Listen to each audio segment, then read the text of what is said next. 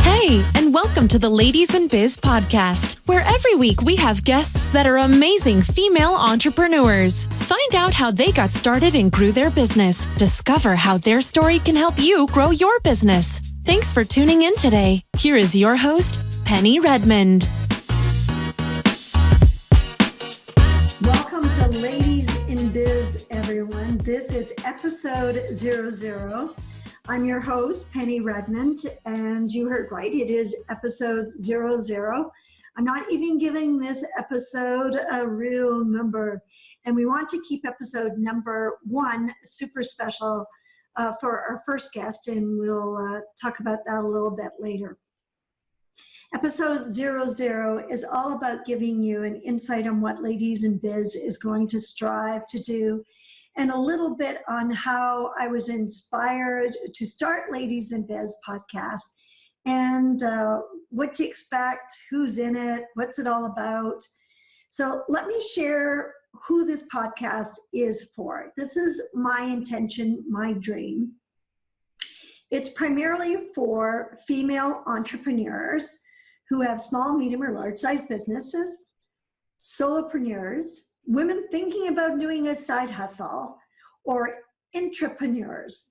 So let me clarify. I know you said entrepreneurs, intrapreneurs, what the heck is the difference? Well, really, there's not much difference. It means it's a person that has an entrepreneurial spirit. One may be inclined to already have their business, and another one might already be in a corporation or somebody else's business, but definitely shows an entrepreneurial spirit. Maybe they work for a corporation, but have a side hustle. So that's kind of generally who I thought it would be for. As well as, don't overlook those side hustle people. It's a big trend now for a lot of us that just aren't completely happy with having one source of income, that we need to have a side hustle. So particularly, it's great for women that maybe they're at home raising their children, maybe they're on maternity leave, maybe they're going to be home with their children for the rest of time, but they want to have a little business on there that they can call their own. And this is a great place to learn about some of those side hustles. So now you kind of know who this Ladies in Biz is for, but you go, why do it? What to expect? So I started writing some things down, some statements on what I could hear some women say that might find Ladies in Biz appealing to them. So if you hear your little voice in your head saying some of these statements, you're going to love Ladies in Biz, because this is what it's all about. Okay, so if your little voice says, I'm not sure I'm on the right track, or sometimes I doubt I'm doing the right thing, there seems to be barriers every time I turn around. I started my business to have more time, but I'm busier than ever. I love my business, but I would really like to make more money. I'd really like to work a little bit smarter in less time. How do women make it look so easy? I actually put in my notes here, really, because really nobody finds it easy. But if you're thinking that, Ladies in Biz is probably for you. Another statement, my kids are great, but I need something of my own. And I have a great job. I wait for a great company, but I feel like I'm ready to do more. I have transferable skills. I know that I can do more. So if these are any kind of statements that you've said in your little voice, then you're probably going to really enjoy Ladies in Biz. The intention with Ladies in Biz is not to give you some stress like what I've been, these statements, but to share experiences so you can learn from them. Our weekly guests will give you so many tools to help you make decisions knowing potential outcomes. They'll give you ideas that maybe you haven't even had a chance to think about because you're so busy with your business. Plus, you're going to know you are not alone. I find that many times we're going through what problems we're going through and challenges that we are going through is very similar to what others are going through, even if it's completely different industries. So hearing other women's life stories and what they've learned is invaluable. Something that's over and beyond what you could learn in a traditional school.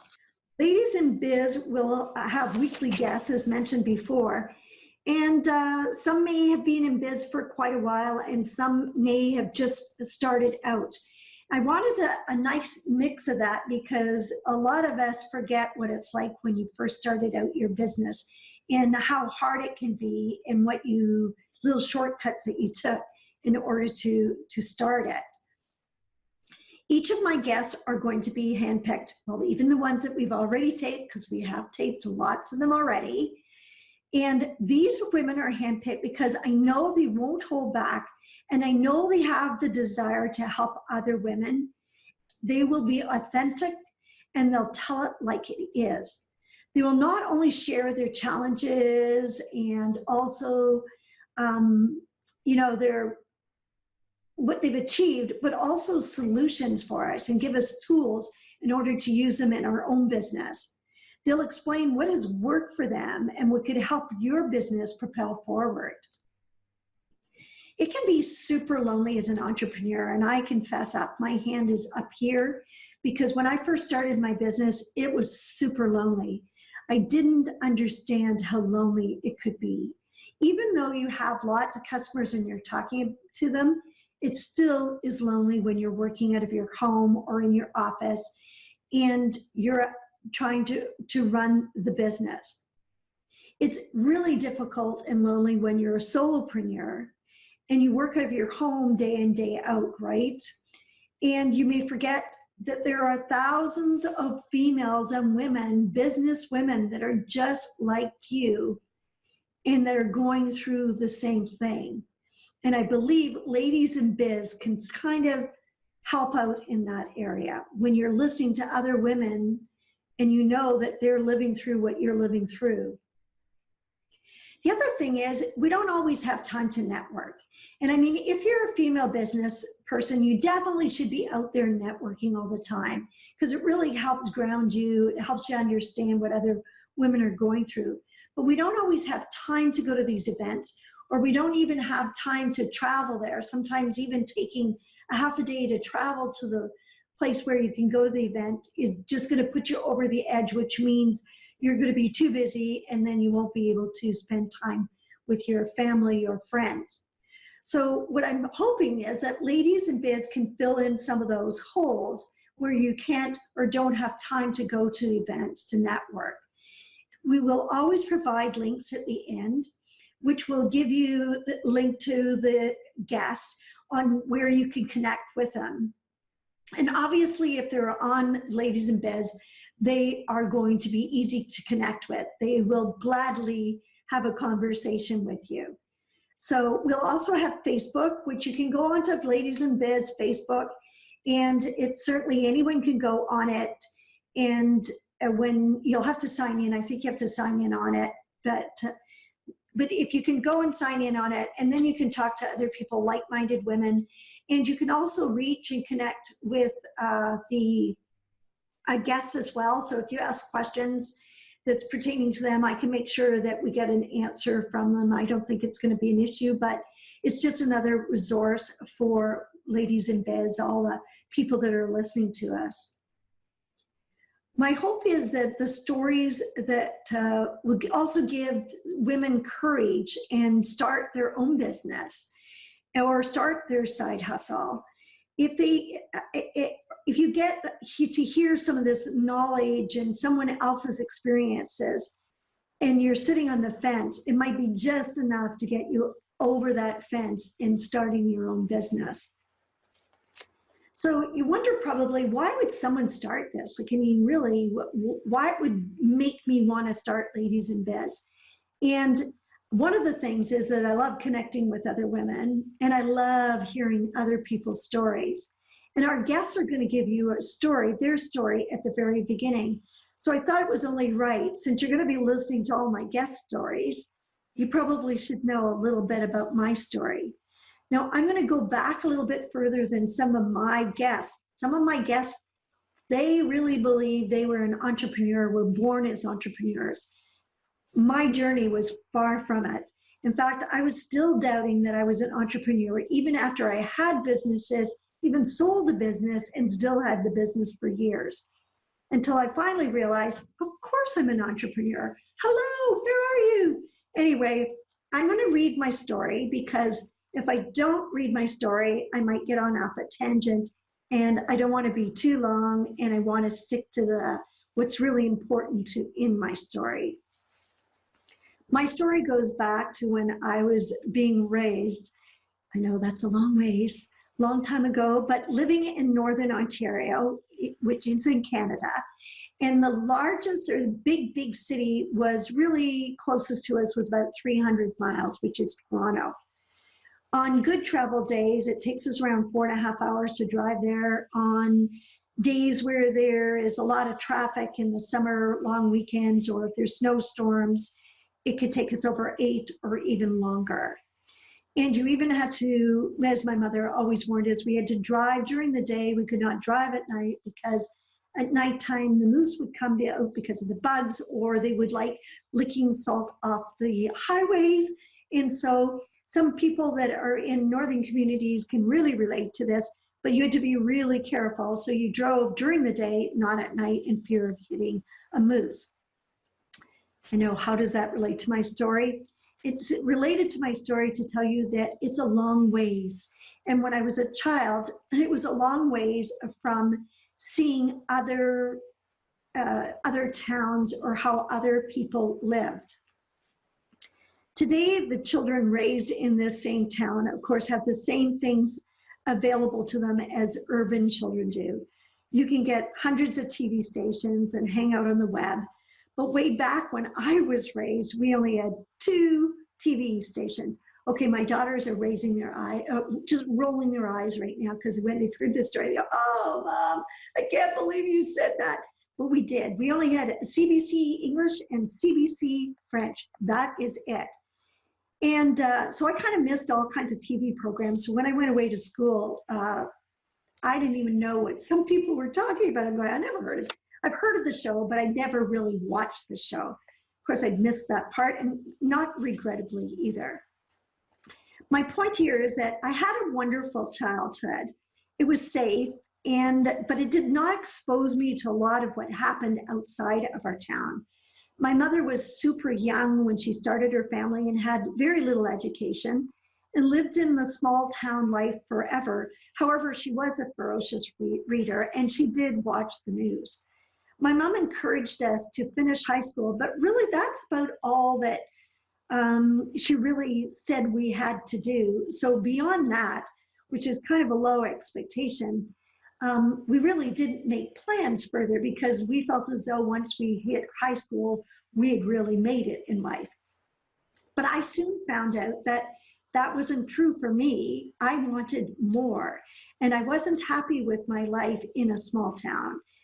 And so my family was comfortable, but you know, I had 4 siblings, and of course, you know, it took a lot to make ends meet with 4 siblings.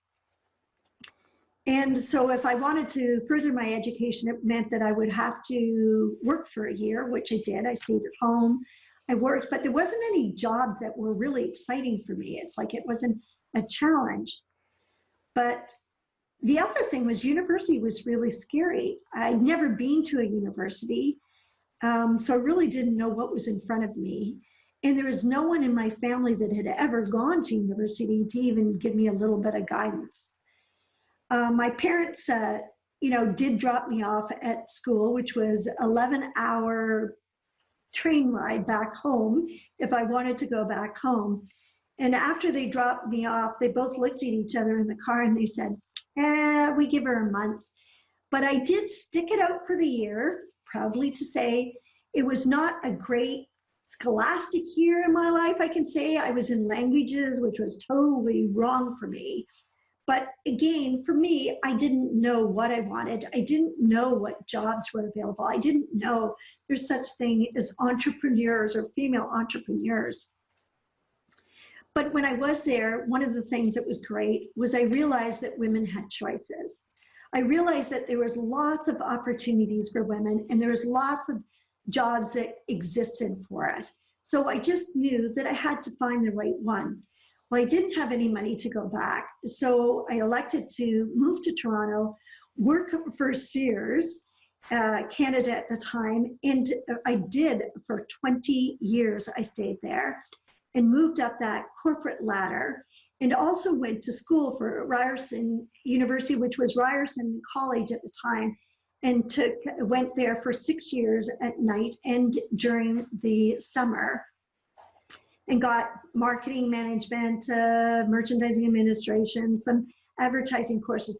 But it was there when I realized that I loved business, and I was definitely meant to do business. And it was so much fun. And I'm thinking, okay, well, that's good. But you're probably saying, well, where does this entrepreneur come? Well, there's no such thing as the word intrapreneur at the time either.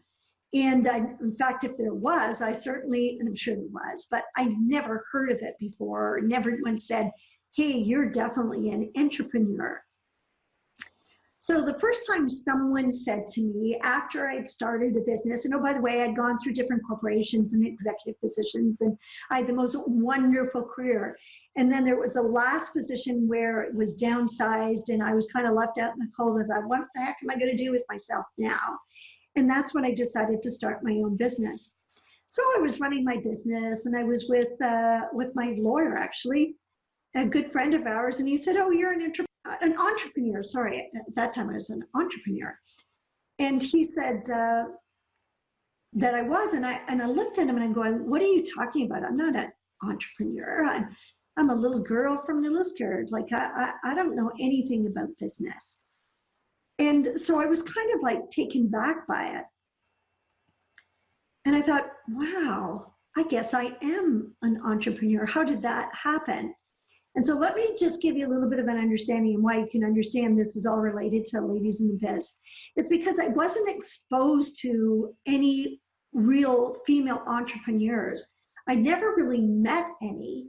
So I didn't relate to even that word, or even think of a female being a female entrepreneur. And that's really super sad. And I just think back on how and what other women's lives would be if they were exposed to successful entrepreneurs, or women that are learning to start a business. How could we change some lives in that way? Or how could we make women's lives better if they wanted a side hustle and they felt comfortable doing it? So that's what Ladies in Biz is all about, is being able to expose women to other women, to learn what others are doing, and to find what can make them happy. So one other thing I have to let you know, and I'm really proud of this, is that it's my company, Futura Marketing, that is sponsoring Ladies in Biz. See, I am an entrepreneur, and you can be too. Ladies in Biz will offer so many tools for all of us to learn to do our jobs better. And for me to do my job better, even after all these years owning my own company. Now, Futura Marketing today, it has it changed through the years, because I often helped other businesses grow their business in different ways, but we're focusing mostly on digital media right now. I definitely do some one-on-ones, which is wonderful to see women grow their business. I get a big thrill out of it. I have an e-course as well right now in newsletters, and there'll be one coming up very, very quickly on social media. I've got a YouTube channel under Futura Marketing, and there's all kinds of neat little videos on there. It gives you tools on how to do your business maybe a little bit more effectively in different ways. So I'm really hoping that you love Ladies in Biz. Now remember, I'm not a professional person when it comes to speaking. It's not one of my fortes, but I will tell you, our guests well make up for my shortcomings as a person asking them questions. They are full of amazing information. And so I'm really looking forward to sharing them with you. So hopefully you'll join us and listen to all the wonderful women that we have as guests. Thank you.